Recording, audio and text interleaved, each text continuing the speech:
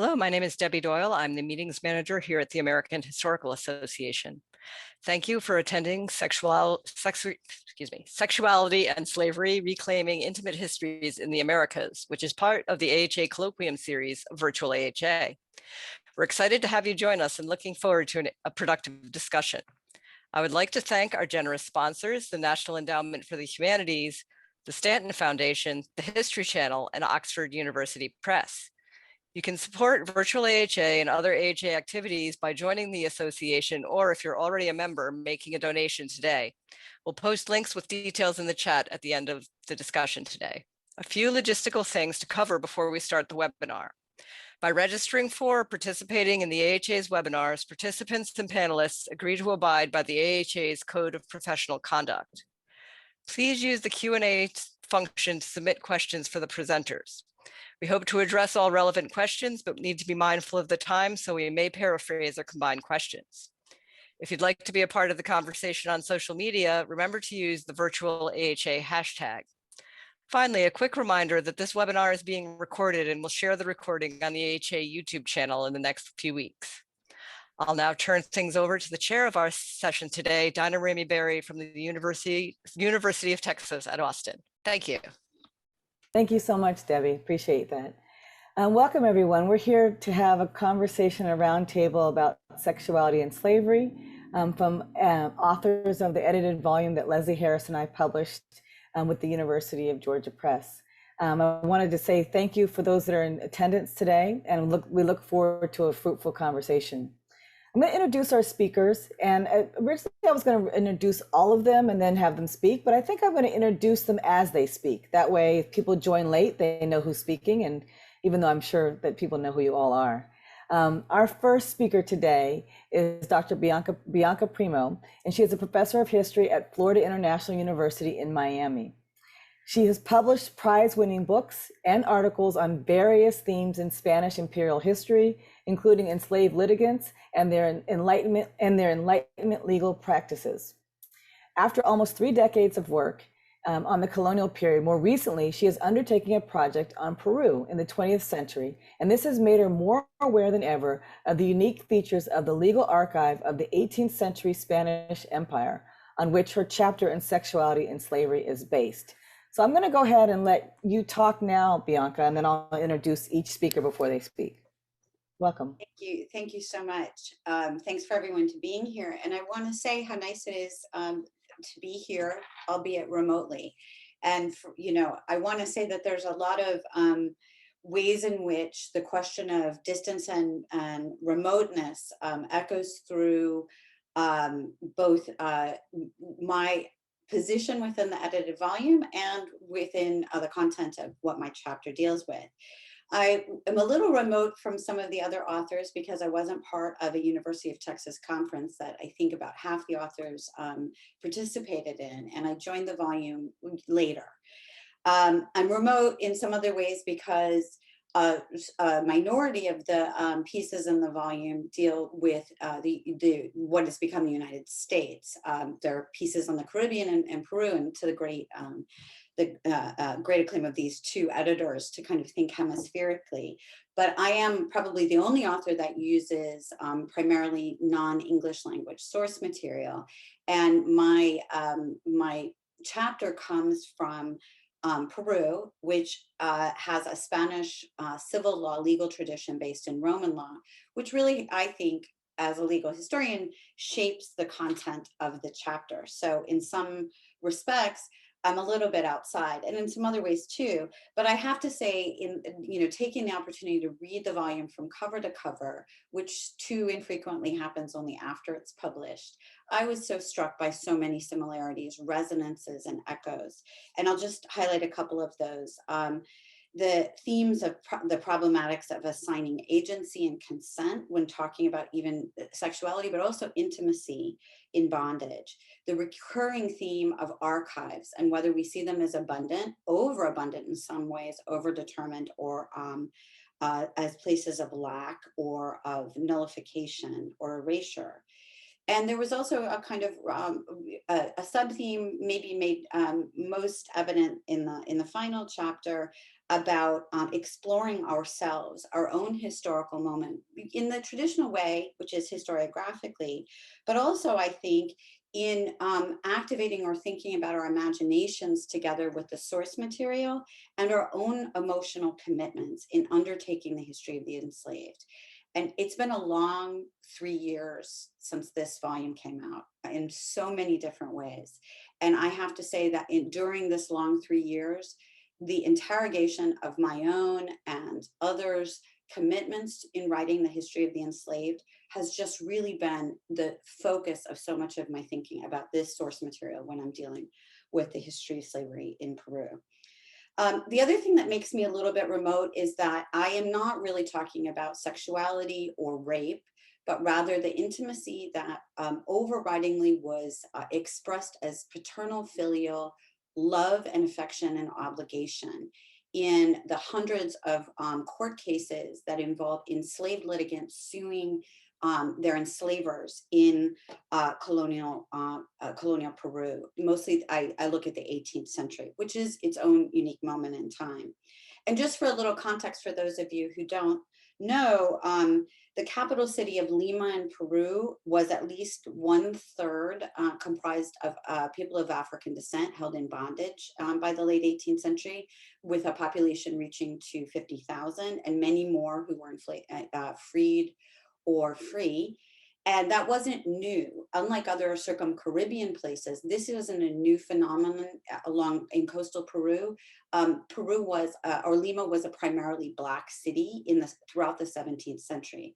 So this is a place that has a very long history of interaction, not only white, Black, or white African descent, but also with a population with a maybe not sizable inside the city walls, but surrounding of an indigenous population.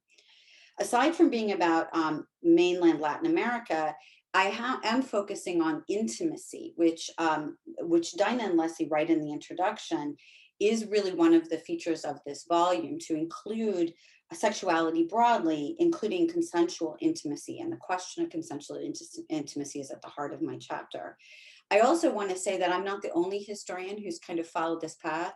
There are historians of Lima and Peru who really, I kind of work together with and build off of, who are fabulous, who work on the questions of sexuality, rape, and sexual violence, like Christine Hunefeld, the question of co-living and kind of the sharing of different ideologies and cosmologies and strategies for dealing with racial hierarchy, especially in the coastal areas. That's Rachel O'Toole.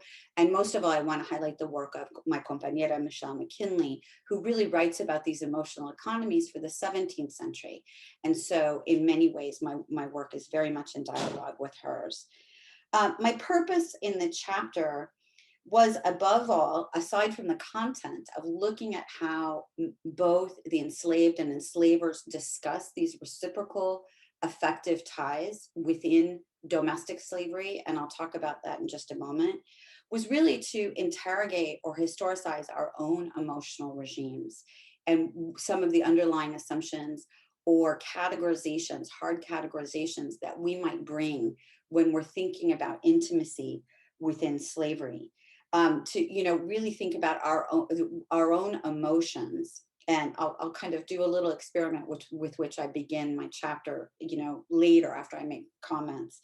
It's hard to not get involved in editorializing on the chapter and just summarize it, because there's been such a beautiful, rich explosion of work about intimacy, sexuality, and complications of ownership, scholarship like Stephanie's and other literature about white slave owners in Cuba, or about intimacy that involves a kind of African to New Orleans, Jessica Marie Johnson. So it's hard to just give you what I wrote 3 years ago, because I've thought so much more about it in the intervening time. But I'll try to do that. it's the topic of, and the exploration that I put forward really is about how the law, how Spanish law, Spanish colonial law, as it was practiced by enslaved litigants and responded to by enslaved defendants, worked along a script of love. That it was, the law provided and was constantly updated by being anchored in discourses of love, discourses of affective exchange, some of which defy our notions of what true or authentic love is today. And so I really kind of want to interrogate that. But I also think there's a couple of things that happen inside of my piece that are in dialogue with some of the others, and really show what the value of the edited volume as a whole is. How am I doing on time, Daina? I think I'm already like way beyond what I thought. Couple more minutes, maybe. Okay, I'll try to conclude in about 3 or 4 minutes. Okay, that's perfect. That works. All right. I just want to bring up that Stephanie Jones-Rogers and David Doddingham, in grappling with the sexualized violence of white women, enslavers, whether against other women, against enslaved men, do a lot to blow up this kind of dichotomy that we may approach the question of sexuality and intimacy with, which is the automatic assumption that we're talking about white male enslavers violating Black female victims. There are a lot of ways that are that these essays kind of make us interrogate those assumptions and why we have them. In the piece that I wrote, one of the things that focusing on filial and paternal affect, especially surrounding enslaved people who were nacidos en la casa y poder of their enslavers, meaning born in the house and power of their enslavers. There's a legal reason that they're going to be more ubiquitous in these cases, but looking at that exposes some other probably counterintuitive fields or arenas of love, including homosocial love between men. There's a really arresting case of an enslaved man named Lorenzo who's suing his male owner, and there's open conversation about their love and their distensión, or the kind of relaxed atmosphere that they share with one another. And those things don't often become visible, but I think they do a lot to let us know that this love language was something that reflected, I don't want to talk about realities or interiorities, but something that was rooted in a lived experience, because I think it's also notable that you don't necessarily often find this kind of language being thrown around in court cases that were brought by enslaved litigants who were coming from plantations in which their interactions with owners were more remote. So in trying to make us more aware of our own historicity, when we bring these strong conceptual distinctions to the questions of authentic love versus self-serving love, I begin with a woman named Petronila Vasquez, who during a lawsuit against her claimed to have deeply loved the enslaved woman named Maria Antonia that she was trying to keep in bondage. And she said she loved her more than as if she were her own daughter. Now, I begin by asking us how that makes us feel. And I really want us, and we obviously is a problematic category, but I really want to hold up and look at the way that we might react in disgust or recoil from these statements or imbue them with a sense of insincerity because they were founded on interest. When you peel back the layers of many of these cases, what you find is that deriving in part from Roman law, but also reproduced through other kinds of law promulgated for the Spanish Americas during the height of the African slave trade, and especially culminating with the Carolinian Carlos's Black codes for the Spanish Americas, you find the kind of reinscription over and over again of this paternal filial kinds of connections. And what you see is that the way that these people on both enslaved and enslaver were talking about love had to do with transactional affective exchanges around care. And I think that some of our recoiling is our inability to imagine a field in which love would operate, in which it had these mutual obligations. And so I have lots more to say, but I want to end by kind of thinking about what really putting that forward and grappling with that might mean.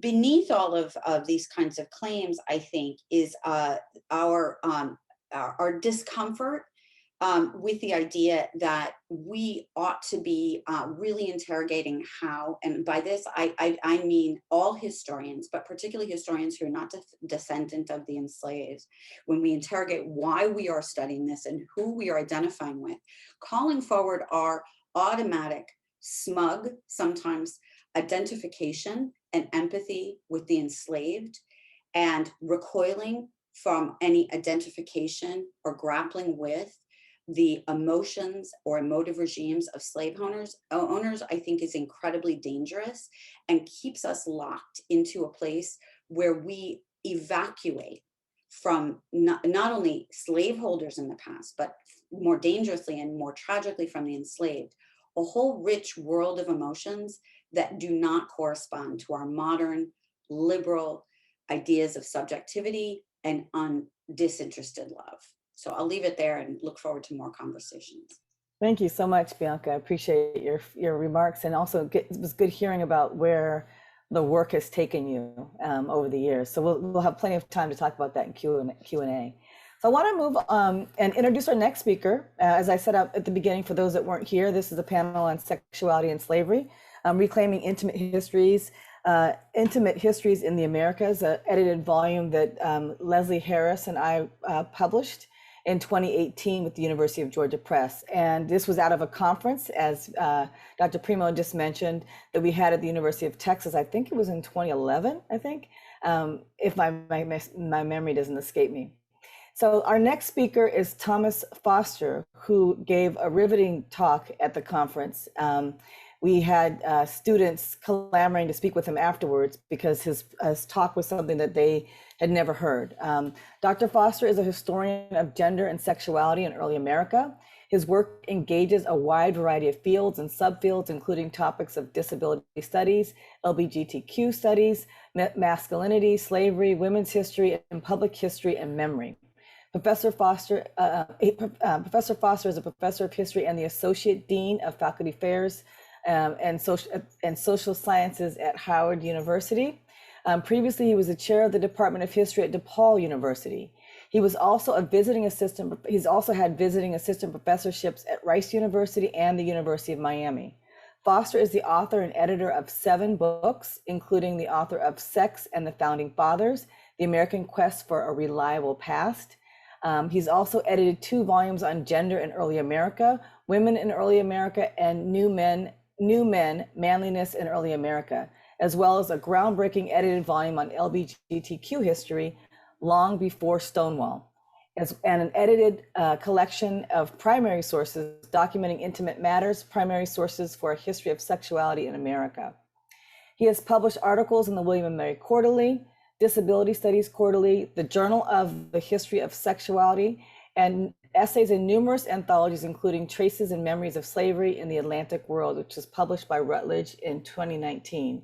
His most recent book is Rethinking Rufus, Sexual Violations of Enslaved Men, and that was published by the University of Georgia. I want to welcome Tom to the panel. Thank you, Dr. Berry. It's a real pleasure to be here. It's an honor to be on this panel. My chapter in the book, Sexuality and Slavery, looked at an issue that had been hinted at in popular culture, but had not been the focus of academic scholarship in any sustained way. It argued that enslaved men were sexually violated and that this has implications for understandings of manliness and the experiences of enslaved people. The chapter found evidence of this in a broad range of sources and across a broad geographic and chronological scope. It briefly sketches out examples of sexual violence and exploitation, including objectification in the culture, sexual violations with white women, violations with white men, and forced or coerced coupling and reproduction. Many of the examples had been previously written about without examining the experiences of the enslaved men. The chapter concludes that we've not come to terms with this history and that it has broader implications for our understandings of slavery and the experiences of enslaved people. The chapter is unusual in the book in that it's a reprint. Dr. Berry could confirm, but I always assumed that it was included as a reprint because of the relative absence of work on sexuality and men and manhood. The original article was published 10 years ago now, which is hard to believe. And in large part because of Dr. Berry's encouragement and my participation in the development of this volume, I expanded the article into a short book. It begins with 2 context-setting chapters, one that is on social and cultural understandings and depictions of enslaved men's bodies, and another context-setting chapter on enslaved men's expressions of the importance of bonds of love and affection with enslaved women and of having autonomy in that realm. The 3 chapters that follow the 2 context-setting chapters look at major areas of sexual abuse and exploitation. The first of the 3 looks at coerced and forced reproduction and the implications it may have had for the community and ways that enslaved men responded to those situations, and the implications for relations with other men, with family, with kin, with the wider community. The second of the 3 chapters examines relations between white women and enslaved men.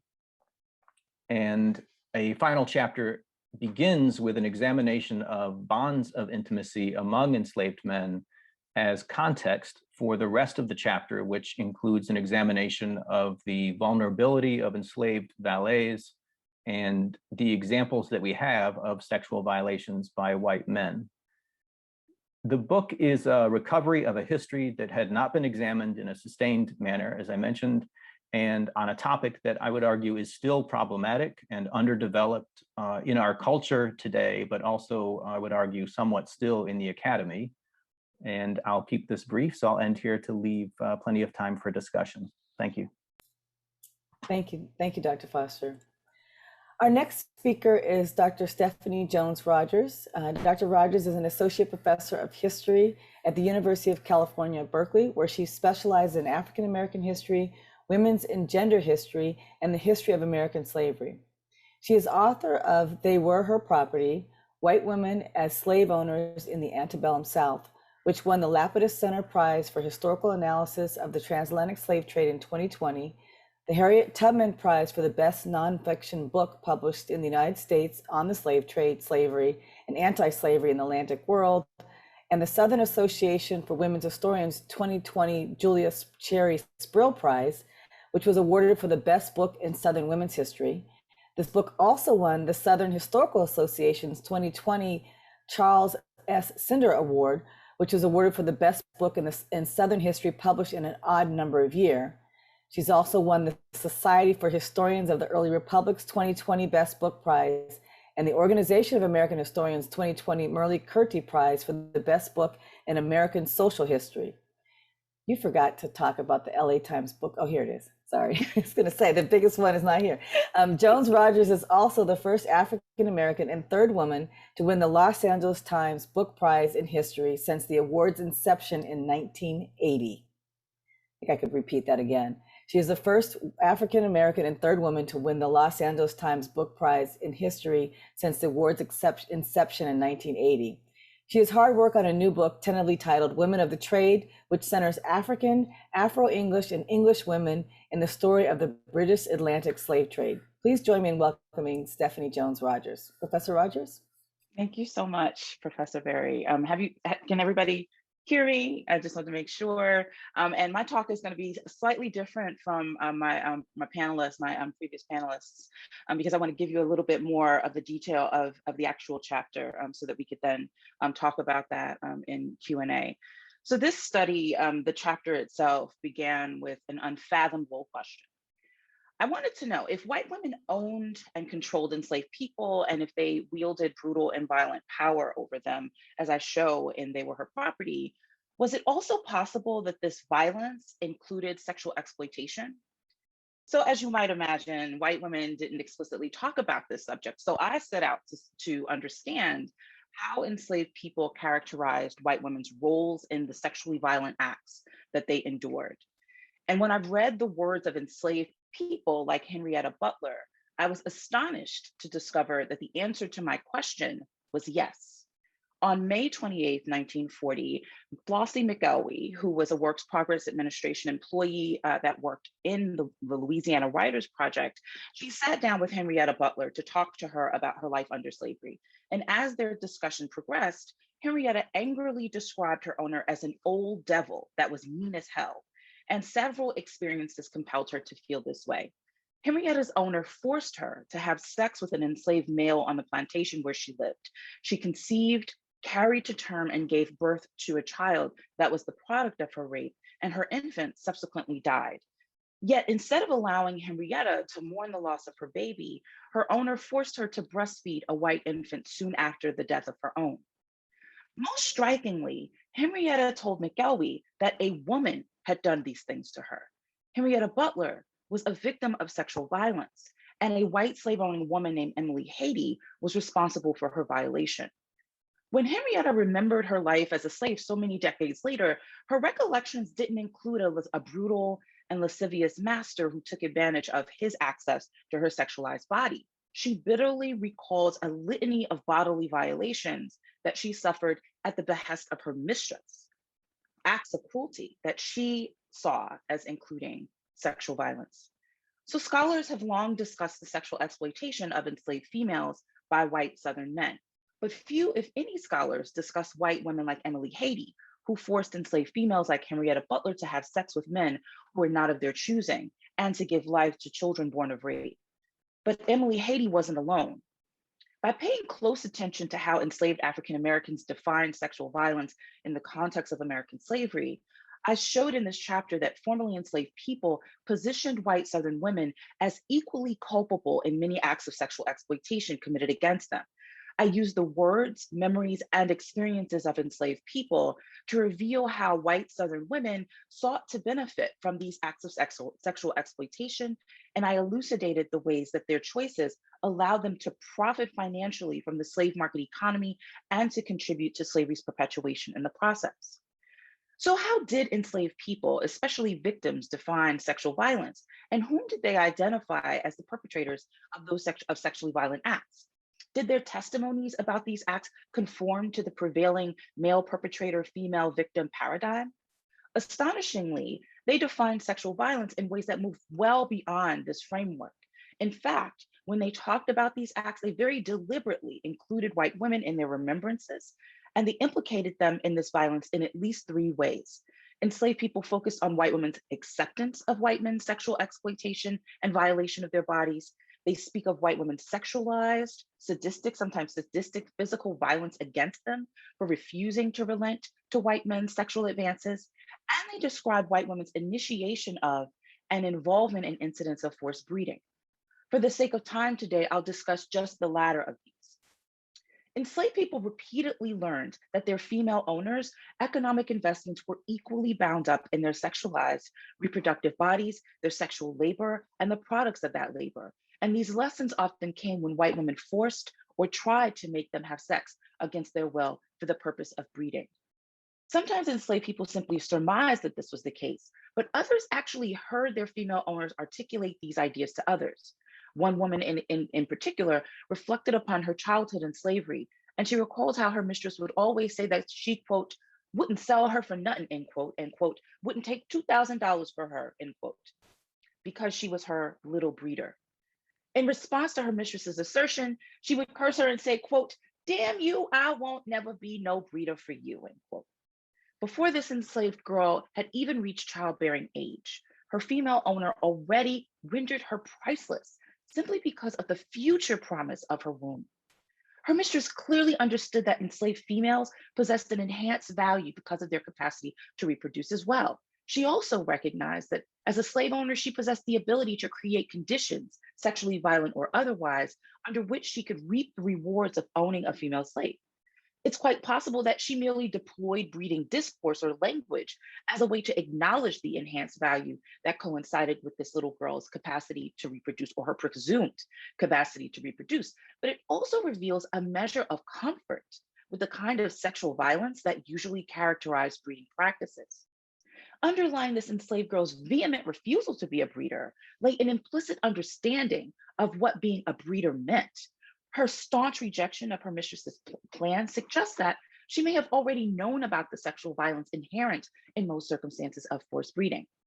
It also hints at the possibility that she knew that enslaved people didn't refer to sexual relations, voluntary sexual relations with a partner of their own choosing as breeding either, and she was determined to make sexual choices for herself. White slave owning women repeatedly invested their economic futures in the possibilities of enslaved wombs, and they employed disturbing tactics to extract as much value from them as possible. Henrietta Butler's mistress, Emily Haiti, who I introduced earlier, not only forced her to engage in non-consensual sex with enslaved men, she commanded Henrietta's mother to do the same. Emily Haiti knew the value that enslaved females in particular possessed, and she developed long-term financial strategies to maximize their worth. When children were born from the forced sexual liaisons that Emily orchestrated, she was known for, quote, selling the boys and keeping the gals. White women throughout the slaveholding South were complicit in acts of sexual violence perpetrated by the white men they knew and loved, men who exploited their unrestricted access to Black people's bodies. They further traumatized enslaved females by committing acts of sexualized violence upon them in an attempt to make these women and girls submit to further violation. And they sanctioned and ordered enslaved people to have sex with each other against their will. But why would they do these things? They were women, but they were also white. They were women, but they were slave owners too. And their status as white slave owners who were deeply invested in the system of slavery often trumped their gender identities. Their membership in the slaveholding community often warranted this kind of fealty. White women were part of a society that was predicated upon the perpetual subjugation of an entire group of people. They owned them, they used them, they bought and sold them, and they sometimes brutalized them. They were part of a culture of violence. And for those women deeply invested in the institution of slavery, sexual violence was part of that culture, and it was inseparable from bondage. But there was more to it than that. Raised in slaveholding households and communities, most of these women realized that some slaves were more valuable than others, that enslaved females and males possessed different monetary values that were contingent upon their biologically distinct bodies, and they banked on this knowledge. Deeply embedded in formerly enslaved people's testimony about sexual violence lies a more profound discussion about the ways in which white women sought to benefit financially from enslaved females' capacity to reproduce. For these women, sexual violence was part of a business strategy that made practical sense, and Black female bodies lay at the heart of it. White women recognized that Black female bodies held a self-perpetuating economic promise that Black male bodies simply couldn't offer. But they were not unwilling to use enslaved men's bodies too. They understood all too well that pairing enslaved men and boys' sexualized bodies with those of women and girls that they owned was the key to increasing their economic investments in the institution of slavery, and this is precisely what some of them did. The experiences of white women like Emily Haiti and their enslaved victims compel us to reconsider how we define acts of sexual violence in a legal context that denied the very existence of female perpetrators and Black victims. They urge us to analyze how enslaved victims understood this violence as we continue to grapple with the terror and trauma of it all. And they challenge us to contemplate new ways of conceptualizing the complex relationship between power, sexual violence, and the slave market in the 19th century South. Thank you so much. Thank you, Dr. Jones. Lots of food for thought here. I look forward to our discussion in a few minutes. I actually have some questions already, particularly some of the things that Dr. Foster said as well. So we're going to have our final speaker for the roundtable, and that is Professor Jim Downs. Professor Downs is the Gilder Lehrman National Endowment for the Humanities Professor of Civil War Era Studies and History at Gettysburg College. He's the author of Sick from Freedom, African American Sickness and Suffering During the Civil War and Reconstruction, which was published by Oxford University Press in 2012. He's also the author of Stand By Me, The Forgotten History of Gay Liberation, Basic Books, 2016. He has edited 6 anthologies, including Beyond Freedom, Disrupting the History of Emancipation, which is co-edited by David Blight, and this was published by the University of Georgia in 2017. He's also a co-editor of Connections, Histories of Race and Sex in North America, published by the University of Illinois Press in 2016, which was co-edited with Jennifer Breyer and Jennifer Morgan. Professor Downs' current research is on the origin of epidemiology, which will be published as Maldays of Empire. Is that the title? The Maldays of Empire, How Slavery, Colonialism, and War Transformed Medicine. And this will be published by Harvard University Press later this summer. Dr. Downs, thank you. Thank you. Thank you so much, Dr. Berry, for this invitation. And I'm thrilled to be able to see this iteration of the book come to life on a virtual webinar. And thanks also to Dr. Leslie Harris, who is obviously very involved in this as well. I guess for me, the piece that I talked about is largely on this question of historical practice. And when we think about historical practice as it relates to sexuality, most notably scholars like Marisa Fuentes, Adia Hartman, Jennifer Morgan, and others have all grappled with the question of the archive. And that has been incredibly generative in terms of how we think about the work that we do as historians. I want to begin by just mentioning that for me, the sort of conundrum, the problem of doing sexuality was that there is a tension between the work that I was introduced to as an undergraduate and then graduate student within literary studies, mostly published by Black women theorists, and then by the kind of traditional historiography on slavery that is mostly produced by sort of white men. And these are at sort of odds with each other. They were odds with me through most of my writing of all my books. And so what I wanted to do in this essay is sort of think about how the historical profession even thought about the idea of what evidence means and how the notion of evidence developed at a particular time, the early part of the 20th century with the rise of the AHA and the sort of professionalization of history, and how that moment was responding to political history, economic history, diplomatic history, biography, and that the very tools that we use in order to tell the history of slavery are at odds with the ways in which the traditional notions of evidence have been in many ways codified and not questioned. It's only really, and this is where the tension for me is, it's only the work, and as an undergraduate of reading people like Barbara Christian and reading the Combahee River Statement and reading Evelyn Higginbotham and Evelyn Hammonds, that there was this questioning and grappling with what evidence meant. And yet, when we see the history of slavery today, mostly popularized by historians of capitalism, there's very little reflection on what evidence in the archive means, with the exception of Daina Berry's work, Walter Johnson's work, and a few others. So I'm actually, in order to avoid not being clear, I'm reading sections of my essay just very briefly,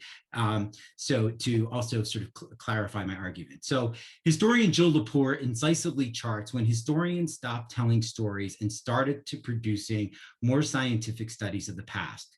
Beginning in the 1920s and intensifying in the post-Sputnik era, Laporte writes, a number of American and European professional historians began to insist that they could and should investigate, quote, structures, not events, by employing scientific methods. Laporte further argues that to scientize history, they quantified it. They used calculators, they made graphs, their journal articles read like lab reports. The scientific turn engendered deep archival challenges for all historians, but particularly for scholars of sexuality and slavery, due to the limitations of the archives and the paucity of sources. Historians of slavery and sexuality lack the raw data to track fecundity rates or to empirically analyze the raping of enslaved women across the antebellum South, or to investigate intimacy and romance. When the historical profession made the scientific turn in the 20th century, political and economic history dominated the historiography, and the archive cohered with their historiographical vision. Political historians could count votes, measure voting districts, track an ideological movement from one region to the next, obtain biographical information about leaders and membership, among other efforts to capture material. Similarly, the archive offered economic historians with financial sources from banks, plantation records, and notes, from corporations that could be quantified, distilled, and inserted into scientific models of analysis. As we sort of see these changes taking place in the 1960s, the historiography on slavery was beginning to grow, and the history of sexuality had just begun to sort of emerge. One of the things that I want to sort of use is a way that the history of capitalism in many ways I think is sort of problematic for its failure, with the exception of few historians, to take on gender and sexuality. Let me elaborate on that. Historians of sexuality and capitalism, which has emerged as a leading theme in the field as of late, potentially risk reproducing the logic of slaveholders by emphasizing economics, even when their aim is to restore humanity to enslaved people and to demonstrate that their contribution to the broader economy. More to the point, since slavery created a major business, it left behind a major archive of financial transactions, bank records, notes of sale, monetary ledgers, promissory notes, wills, and estate records, which facilitate the scholarship on slavery and capitalism in ways that many scholars have underappreciated. Doing this research, even if it's part of a larger recuperative historiography, reanimates the South in the way that slaveholders created it, even if the historian's motivation stems from a higher moral calling. Writing the history of sexuality, however, inherently pushes against the archival grain and attempts to provide a counter-narrative to expose a hidden history. Sexuality studies, encompassing a wide range of subjects from reproduction to physical and romantic intimacy, seeks to unearth details about people's lives, refusing to see enslaved people, as slaveholders did, as simply capital to be exploited for profit. Gender implicitly aims to redirect the gaze from sites of economic production, the field, the master's homes, the farms, to the interiority of enslaved people's lives, their intimacies, desires, sexual and reproductive bodies, feelings, and love. It seeks to observe their bodies moving in ways that please them and were not used directly or innately for profit. Writing a history of sexuality often invariably leads to new methods and broader definitions of evidence. When historians of capitalism research their topics, the archive is more complicit with their questions than it is for historians of sexuality. Rape, for example, was endemic during slavery, but it was often not articulated in the historical record.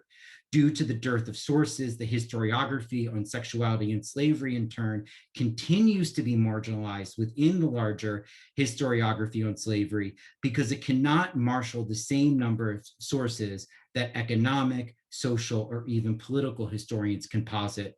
As a result, the historiography on sexuality and slavery is less empirical, appears thinner, and by many accounts, less significant. The efforts to scientize history have discouraged interpretation and a healthy discourse of disagreement by deferring to empiricism.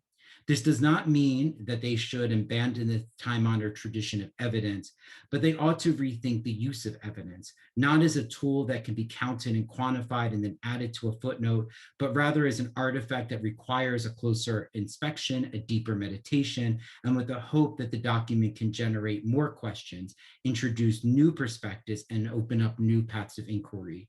While some historians treat sources in this fashion, many historians have been trained to be more scientific than interpretive and to file sources into a footnote rather than to interpret them rigorously and imaginatively.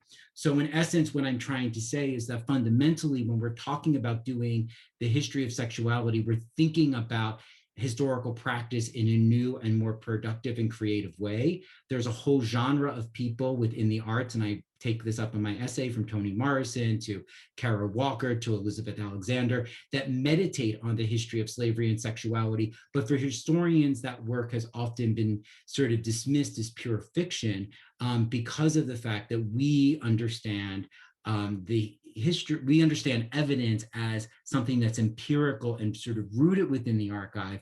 And yet that archive in of itself, as many historians have claimed, is an ideological function. Thank you so much for your remarks. We appreciate that.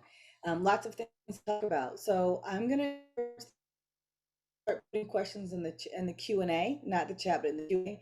And we're going to talk as panelists just for a few minutes. We're doing great on time, so I want thinking about limiting your remarks, although it's hard, and giving us lots of food for thought. I have a few questions that I wanted to ask of the panelists before we open up to the Q&A from those that are attending this session, and that'll give them a chance to start. Nudge to remind them. So, given everything you all heard today, one of the things that I think is really interesting is that the field is changing, and I think you all have sort of hinted to that in different directions. And I'd love to see where you go. And are we making slow progress? Each of the panelists on that, if you choose. Maybe Bianca, would you like to start? Okay, yeah, I'd love to. I think that there is undeniably a conglomeration of interest around these questions. They can be parsed apart in different into different veins. I mean, Stephanie's book is at the forefront and much lauded because it puts before us something that somehow is very difficult.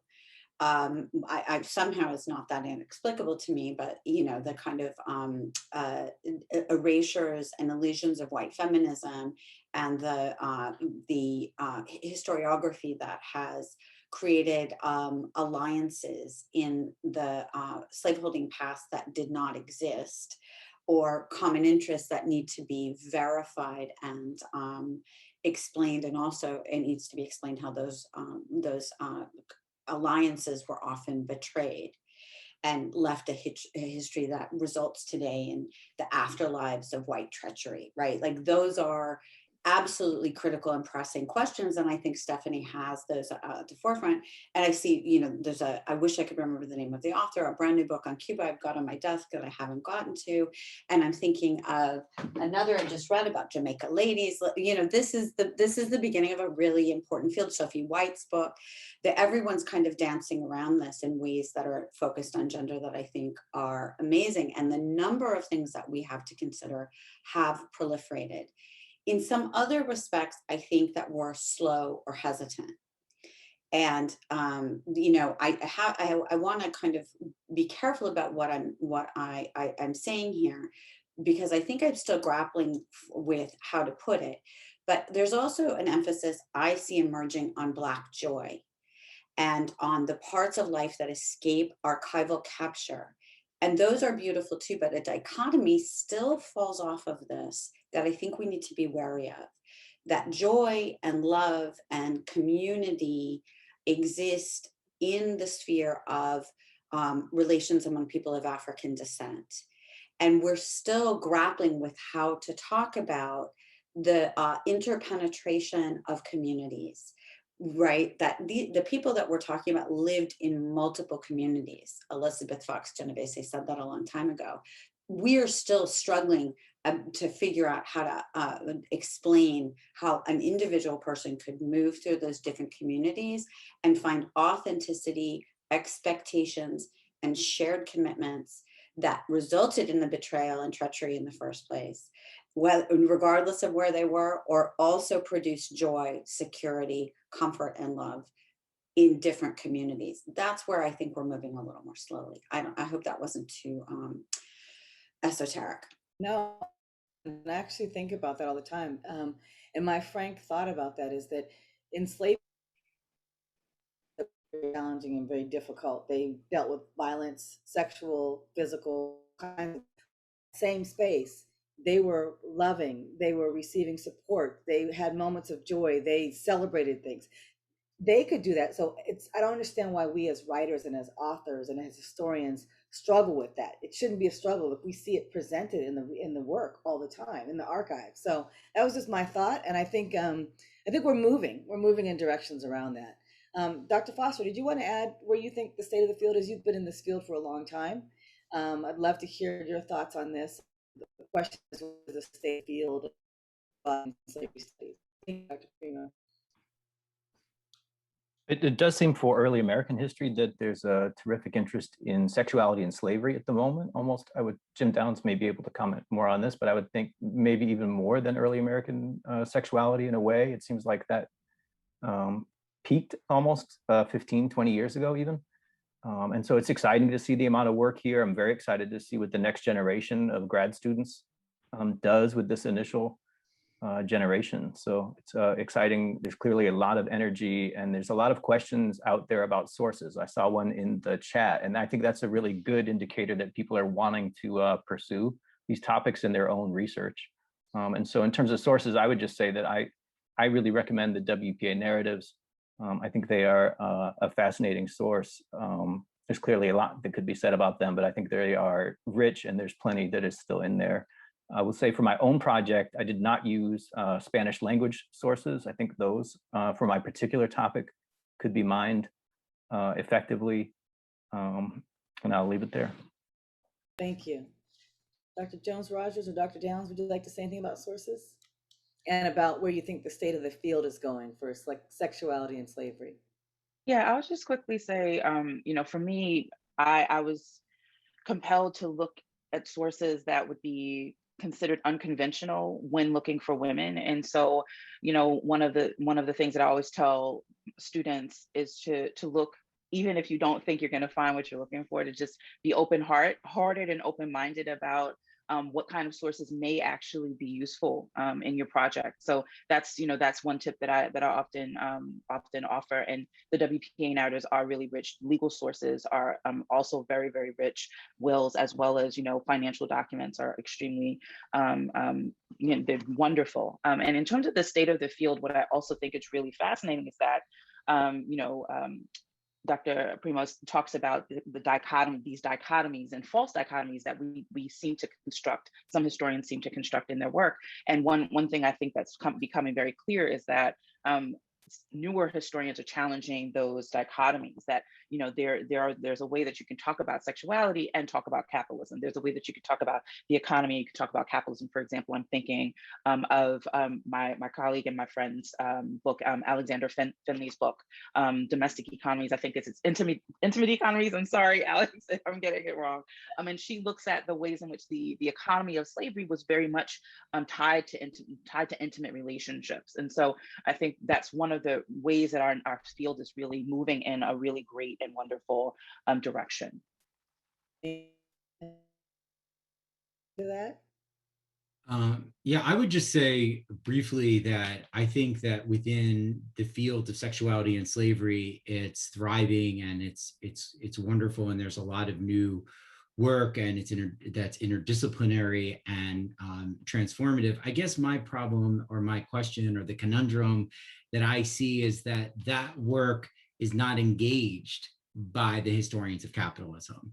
And that for me, I think how after reading something like Fuentes' book or even the earlier work from the 1980s, how can we not grapple with that when we're thinking about sources and how to read sources? And to me, the work that becomes the field defining, the one that's read by all members of AHA, tend to sort of continue to cohere around this larger field question of capitalism that shows no bearing or no engagement with the work of Black feminist historians of the last 30 or 40 years who have been saying, wait a minute, you just can't rush into the archives. What is a source? How do you read a source?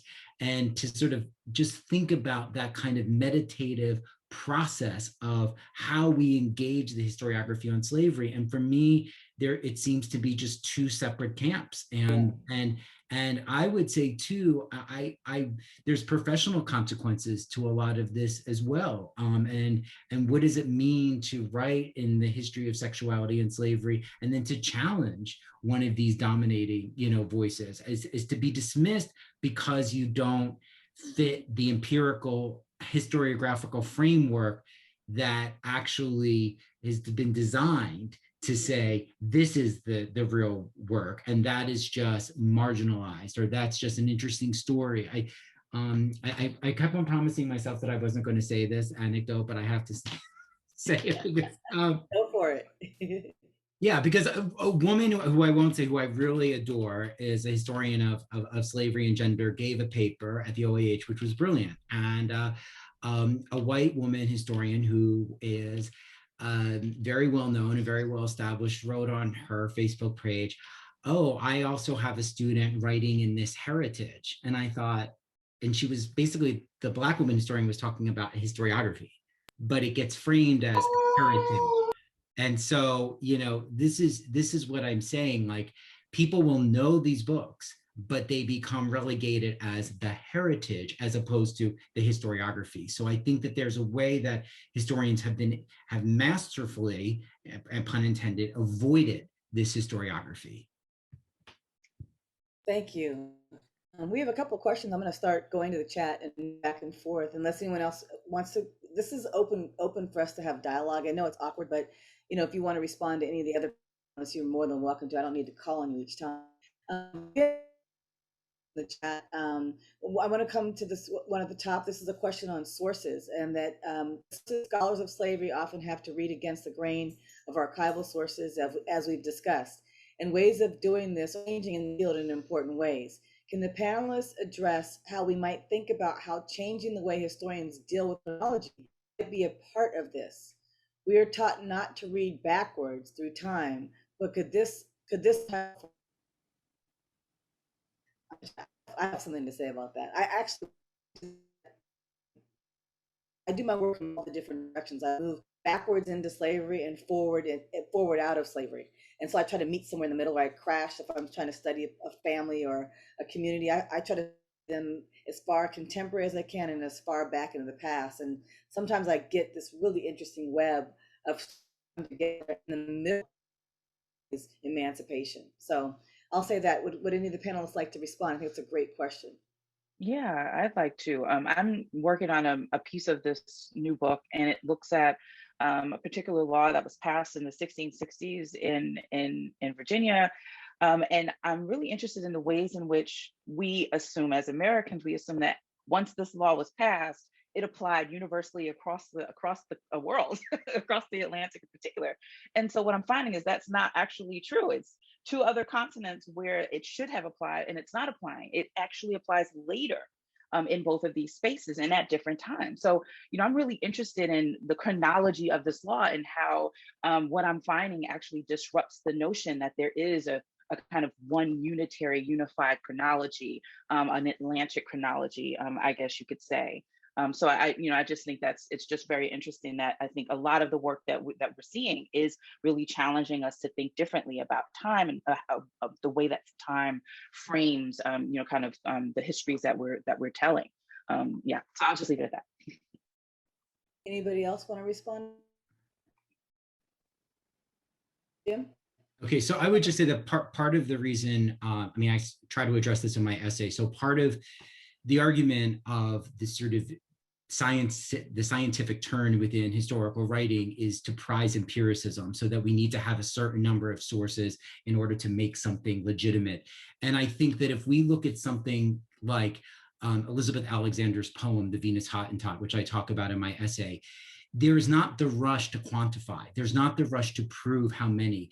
There's this ability to hold the source in her hand, to think about it, to meditate on it, and to sort of build out from that. And I think that this idea of always trying to be empirical takes away that moment. And so there is work by, and I haven't read it yet, I just know it's coming, Taya Miles' new book, which is to sort of take that source and to do what Toni Morrison does in Beloved, or Elizabeth Alexander does with the Venus Hottentot, and recover it from the archive and not feel the pressure to shoehorn it within a particular debate, but to tell the story from that actual document, to make the recovery of that document part of the process of the story, which is also what Jill Lepore does with narrative history. So I think that it's not a question of how to read back, it's just that how have other people who have engaged the past held the source differently in their hands, interpret it a little differently, and also use the process of recovery as part of the narration. We talk about political history of Reconstruction,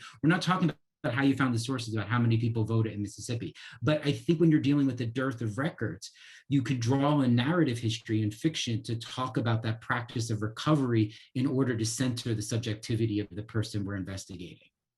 Thank you. I know just Dr. Foster's work, Rethinking Rufus, was, using artwork, using all kinds of sources to try to get at this conversation. Do you want to say anything about that?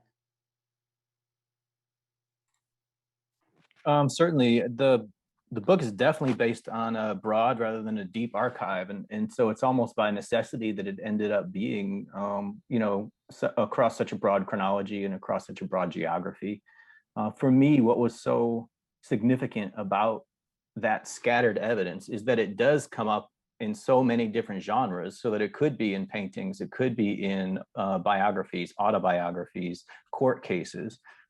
So if you see similar instances of exploitation or abuse appearing in different types of sources in different places, different times, it's compelling for me to think of it as ubiquitous or just really a key component of enslavement. And so I just found that almost as compelling as a deep archive. I know as historians, I think Dr. Downs is correct that we are trained really to think about legitimacy in terms of numbers of sources. But I think it's extremely important also to think about broad archives as well. Broad, shallow archives. I just want to jump in with one small observation that comes from the Latin Americanist work on enslavement and capitalism, or its lack, because that's always, the thing about looking at Latin America is that it's somehow not doing capitalism or liberalism right, which is part of what gives me the sensitivity about our assumptions that we work as US scholars or US based scholars, and then looking at a region where, what we believe is our modern inheritance doesn't actually coalesce in the way that one would expect. And one of the things that's very interesting is that scholars of emotional intimacies have been, and I would say my own empirical work, and I'll kind of explain what I mean by that, but the counting work that I do actually can reveal very interesting things about the actual participation, intellectual legal work that enslaved people did in putting forward many of the key concepts that about agency, individualism, and value that we see today as trademarked by white planter classes or capitalists, when in fact those were oftentimes very strategic innovations in breaking through holes in the law in order to explain their own value. I bring up this thing about the many cases that I look at where slaves were born in the house and power of a master. The reason that that's important is because they had no history of being sold on a market. Their value was open for judgment. And so the market wasn't the medium for their judgment. The medium for the judgment of their value and their possibilities for freedom were in the effective exchanges, these economic exchanges. And Adriana Chira also shows that by the 19th century in Cuba, enslaved people began to say, these weren't gifts that you were giving me. These weren't kindnesses or charities that you were bestowing on me. And these were not just simply being a good master. These are contractual promises of liberty. That becomes much more clear by the 19th century in Cuba. And in that way, enslaved people are actually framing themselves as valuable commodities and laborers in ways that slavery is denying them. Looking back to the 17th century, Michelle McKinley says the same thing. So sometimes we can assume that we're putting things in juxtaposition, but I believe capitalism comes out of this intimate economy. I believe that they're not on opposite sides of things, and that's, I think, that maybe a next frontier. Thank you. There's a question for you specifically about the source, if you could think about it while we're here. mentioned on Cuba, on the monograph on Cuba. So if you think about it and let us know, we can come back. Yeah. What does it mean today to use unconventional sources that cannot be quantified, or sources such as memoirs or oral histories? Are these sources especially when people seen as credible? If not, how might we grapple with that in our writing? It's a great question about oral history. And I think it's something that a lot of us that have done work on the WPA have had to grapple with, right? Yes. So does anyone want to respond to that? I'll jump in, particularly since Gabby is my former student. Hi, Gabby. So, I was, many years ago, a couple of years ago, actually, I was on a panel with Dr. Erica Armstrong Dunbar, and she talked about informed speculation. And I think informed speculation is what, historians of slavery, historians who, of the subjugated, of the oppressed, of the marginalized, we often have to resort to informed speculation. And what that means is that we have these nuggets of information, these fragments of a story, but we don't have the whole thing. And we are compelled to speculate. We're compelled to put these pieces together and to fill out the rest of the story with, the knowledge that we do have about the enslaved community, the knowledge of what does an enslaved woman experience in a particular context when her child is taken away, et cetera, et cetera. So we are able to piece together a broader, more comprehensive story from the fragments and from the broader understanding that we have about the field and about the particular experience of enslaved people. And so I think that's also, I think, a valid approach when you have a memoir that can't be verified, or at least all the details can't be verified. I think that's a really valid approach. And I think Dr. Dunbar was, straight on, right on with that proposal when we were, on that panel. So shout outs to her too. Yeah. One thing I think is interesting, when the voices are Black. I see that often where there's particular narratives, right? Where they have to say, this person, oh, I knew actually lived at this plantation. They actually, I knew that they were story. Even people like Frederick Douglass had authentic narrative. So I'm not saying it's only Black sources, but I do think that I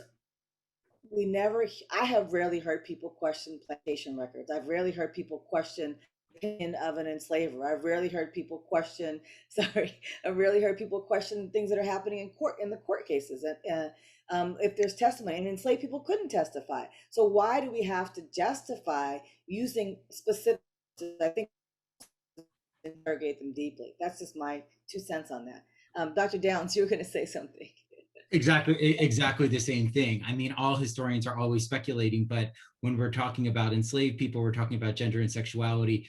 The notion of speculation takes center stage, when in fact, when people are writing on someone like Thomas Jefferson, who is one of the most prolific, authors of the 18th century, people are still speculating, and yet no one's called in. It's just that's what I was saying about this is a question of practice. The work of the early chroniclers and that came out of Black feminist criticism reflected on the practice of speculation and talked about it, and then are being sort of dismissed because of it. Whereas the economic historians and political historians speculate but never talk about it. It's just considered fact. So that's why to me, the fundamental issue here is really around method and practice. I could just add, I think one of the reasons it's so important also for us to do that kind of speculation is because the gaps get filled in. It's a problem in the academy, and definitely a problem popular history audiences, that if something is not filled in, it's not left as a comfortable question mark. It's decided and concluded it did not happen, whatever it is. Right, absolutely.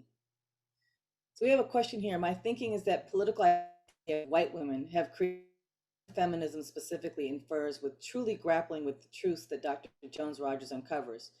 Do you see the political overlapping with the study of sexuality and slavery? And that's going to lead us into a question about Nicole Hannah-Jones next. So thoughts about political overlappings with the history of slavery and sexuality. Anyone want to address that?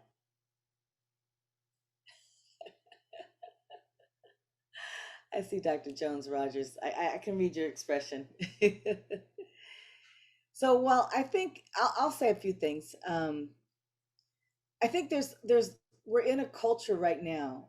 And I'm maybe because of where I sit in Texas, literally, but we are in an environment right now where so much of what we do is politicized, or they have tainted the work and the craft of our field into political debates that are not grounded in historical scholarship or the latest research by historians, not just on this panel, but in the profession that are members of the AHA and not.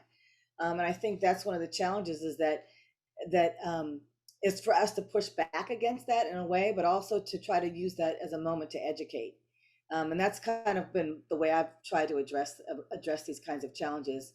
And also using primary documents and just saying, well, hey, if you don't like my interpretation, here's the record. Here are the records. You make the decision for yourself. And I think, and particularly in the topic of sexuality and slavery.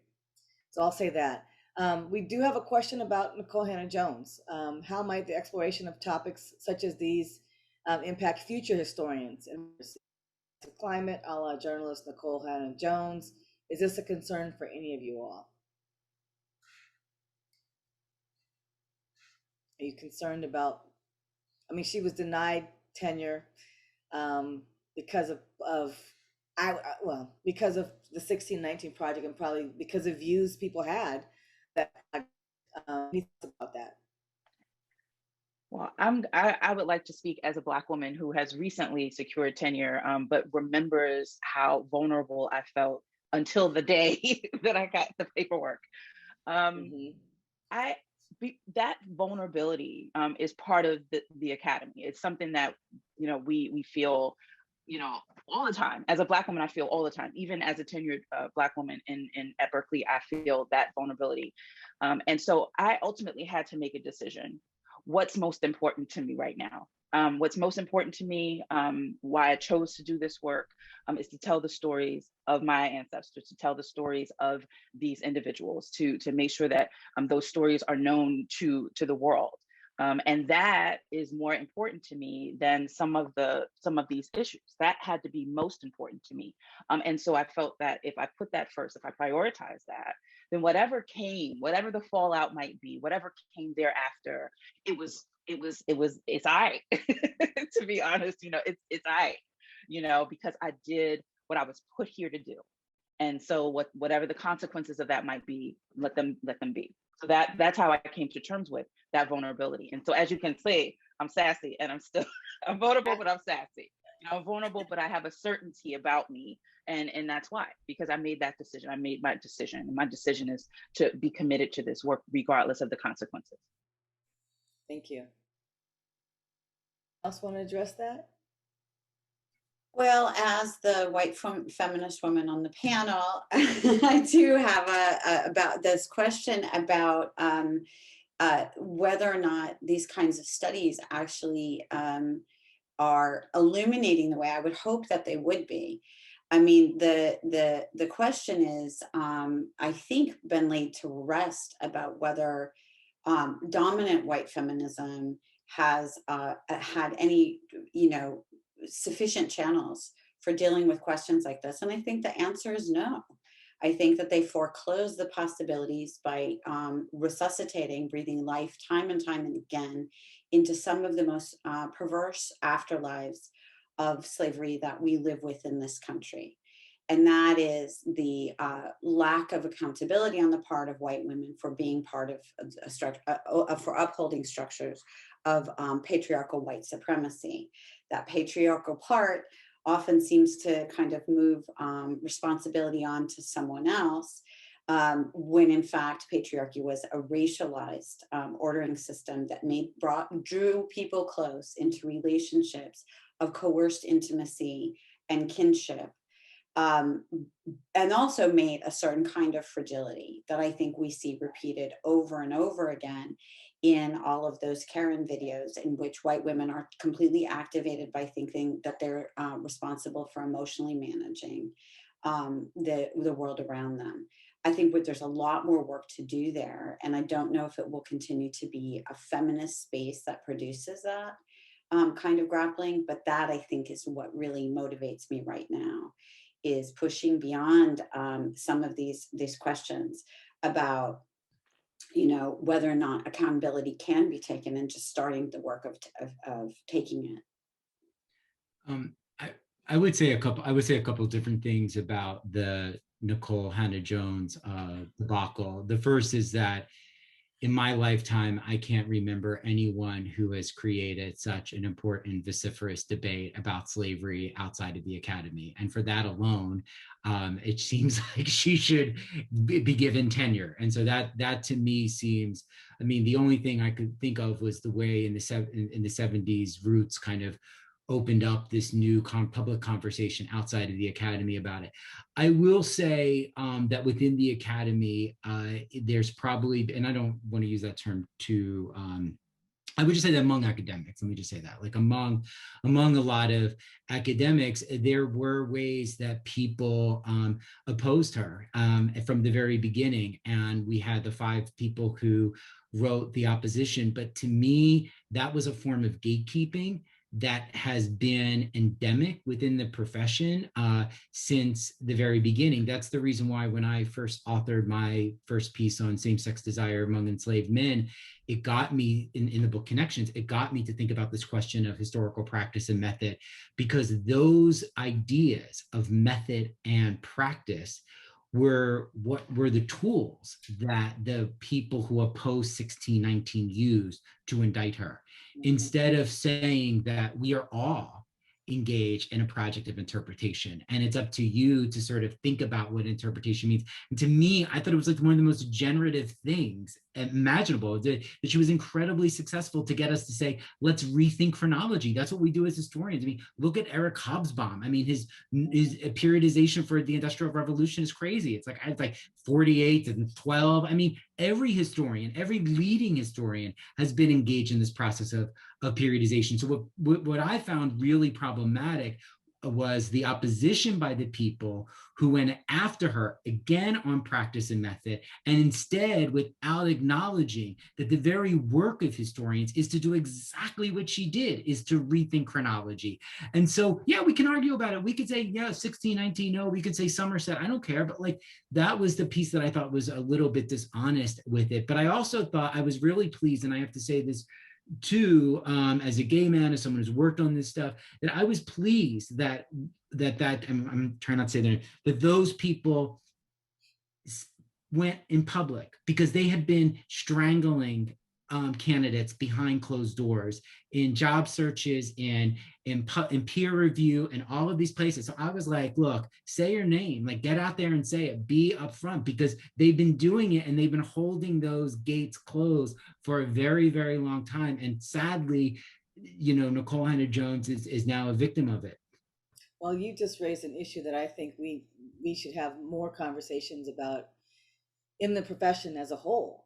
This whole notion of gatekeeping and things that are done behind the closed doors and done without people's names on it. I think that would be, that's a conversation for a panel at a conference that we really need to have. A number of us have experienced that. A number of us experienced that in the way our work was received or not received, how grants were funded. We could go, and how you get published in certain journals. There was a great piece just written in the Journal of American History. Lakeisha Simmons wrote a piece about the lack, and she showed the history of how Black women have not been published in the Journal of American History. So thank you for saying that. We have a couple of questions that I think are geared towards Dr. Foster, but also the other panelists. There's a question about the sexualization of male and female slaves by their male and female white enslavers, and how long-term effects on the psyche, family, and social dynamics of Black American descendants of U.S. slavery. Sounds like a sort of nail painter question too, soul murder and slavery. Like, what is the long-term effects of this? Any thoughts about that from any of the panelists?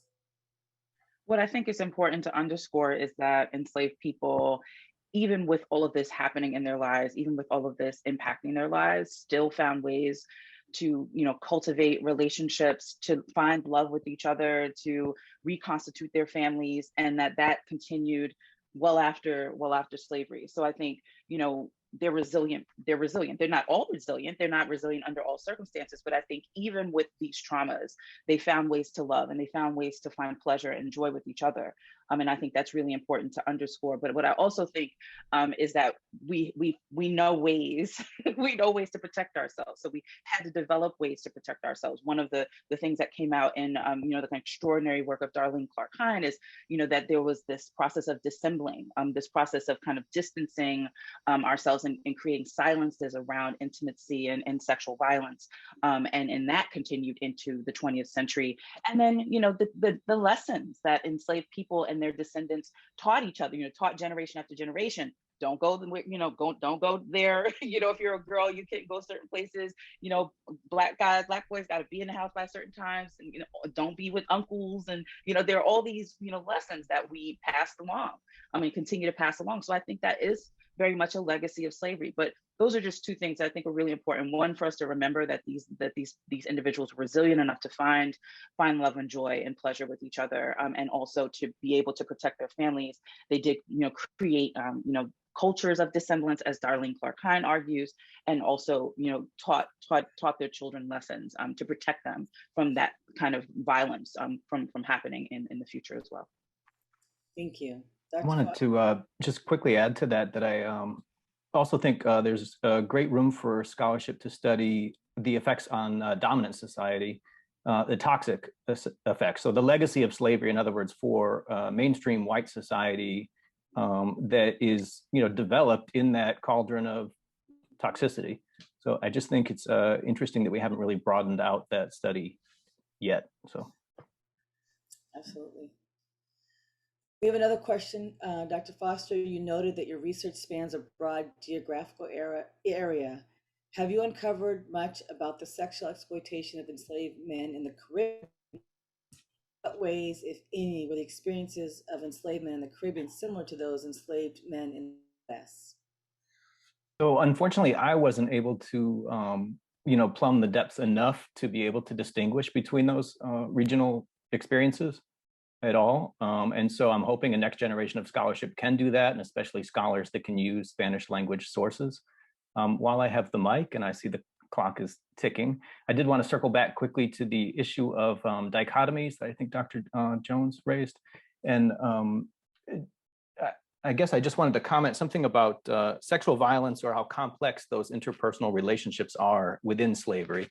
And so I am sometimes uncomfortable with the thrust of some scholars, and also certainly of the public, to try to find the truth of how to characterize these relationships as either rape and sexual assault without any affection or love or any intimacy there, or that we've got to just call these romantic relationships. And it's clear, we know from our own lived experiences, that relationships are unbelievably complicated, extremely hard to summarize, and that you can have many things in one person's experience, let alone a culture, so that they can be sexually violent. That can also be pleasurable for some people. It can be something that is reflected on in terms that are emphasizing intimacy. And so I think there's a real tension in the literature about how do you write about sexual intimacy between free and enslaved people, whites and enslaved people,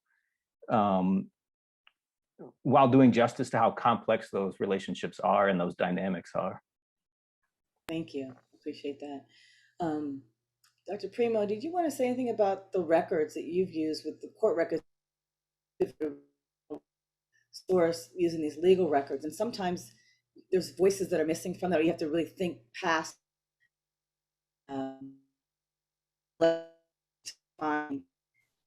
stories of the enslaved. This is such a great question. I, thought a lot about. I assigned Marisa Fuentes's chapter before mine, along with my own piece when I teach both the survey students, because I think it's a really important thing. I have a unique set of students, but anyway, I dialogue a lot with her work. And students, graduate and undergraduate, often bring up, you two are kind of saying two different things about the archives, or you seem to approach the archives very differently. And the easy answer is that I think that it's an and situation.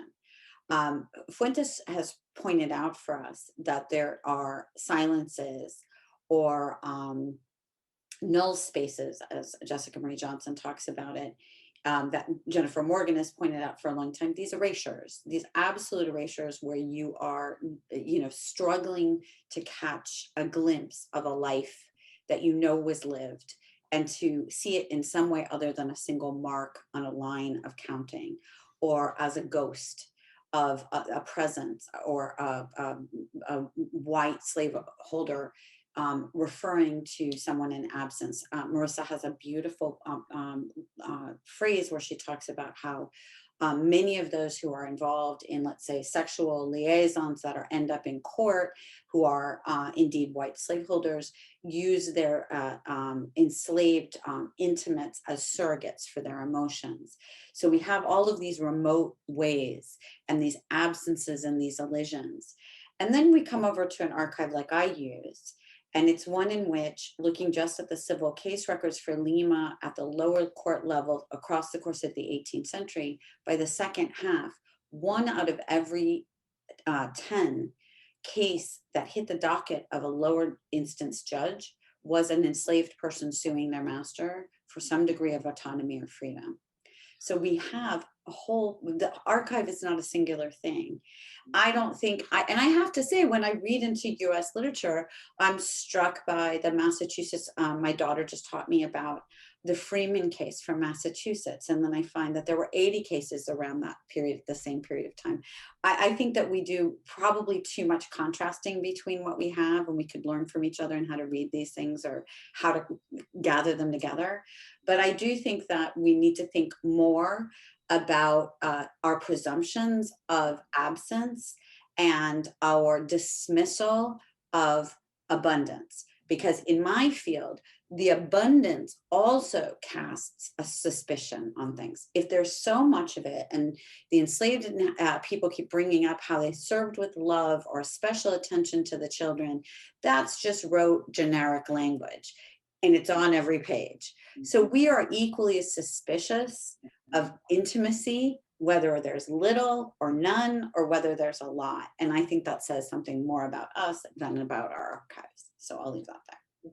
Thank you so much. We have about 3 minutes left, and I wanted to see if each of the panelists wanted to give some closing remarks about your thoughts about your research, your future research, anything you want to share about the work of slavery and sexuality, the archive, and the profession that we are all in. So I'll go with Dr. Jones-Rogers. Yeah, so I'm also working on a smaller project that looks at incest in the context of slavery. Can you hear me? Mm-hmm. Can you hear me? Okay. So I'm working on a project that looks at incest in the context of slavery, and particularly looks at incestuous relationships between enslaved females and their white fathers. And it centers a particular case that led of incest that led an enslaved woman and her son into the slave market. She was sold as a consequence of telling about this incident. So that's something that's coming down the pike. Thank you. And thank you so much for this wonderful panel. Thank you all. Dr. Downs, you want to share? You don't have to talk about future research, any closing remarks, whatever you feel like sharing. Right. I would say one of the things that's really interesting to me is how we can create better practices in reading the surviving sources. So, for example, I work also in the emancipation period, and there's a huge push by the federal government to make sure that enslaved people are married. And my question has always been, what are they seeing that's forcing the creation of marriage? And part of it is to facilitate the creation of a labor force, but are they seeing something that Kara Walker has seen? I mean, if you think about Uncle Tom's Tableau or something like that. The second part is learning the language. I mean, just briefly, the term connection was an 18th century way of talking about connection with an X, was to talk about a liaison, a sexual relationship that was considered illicit. I uncovered in my work on same-sex desire among enslaved men that people talked about it, but not in the way that we expected them to talk about it. The word loathsome constantly was sort of deployed by both white people in the North and the South to talk about sexual relationships, but they did it in a coded way. I have a lot of other ways of thinking about this, but I think the archive is there. I think it's a question of creating reading practices to uncover the history of intimacy and sexuality. Thank you. Looks like we're out of time. I want to give Dr. Foster a moment to say one sentence or two. If it's one sentence, I'm going to say thank you. It's been a real pleasure to be part of the panel, and also thank you personally for encouraging me to write the book and for including the article in your book. Thank you. Dr. Primo, one second, because we're still at 2:30, so we're not really over yet. I also want to say thank you. I want to say how much that continuing to grapple with these issues, forces me to think about the ethics of what I'm doing in a way that I think is probably the most important part of my professional life, even though it veers into the personal. And I also just wanted to say that, Stephanie, I also am working on the question of incest, although in a different place and time. So that could, who knows what kind of conversations can continue out of something like this. So thank you to both you and Leslie for bringing us together. Right, exactly. Thank you so much. I want to thank the panelists for being here. Thank you all for sharing your work in this volume. And thank the audience for participating and coming today to hear us talk about these issues. It looks like we have so much more to cover about how we do our work, how we analyze sources, and how we think about the history of sexuality and slavery. Thank you to Debbie Doyle and the AHA for letting us use this forum to share this work. Thank you. You're welcome. I'd also like to just thank again our generous sponsors, the National Endowment for the Humanities, the Stanton Foundation, the History Channel, and Oxford University Press. And special thanks to our panelists for a fascinating discussion. Have a great day. Bye.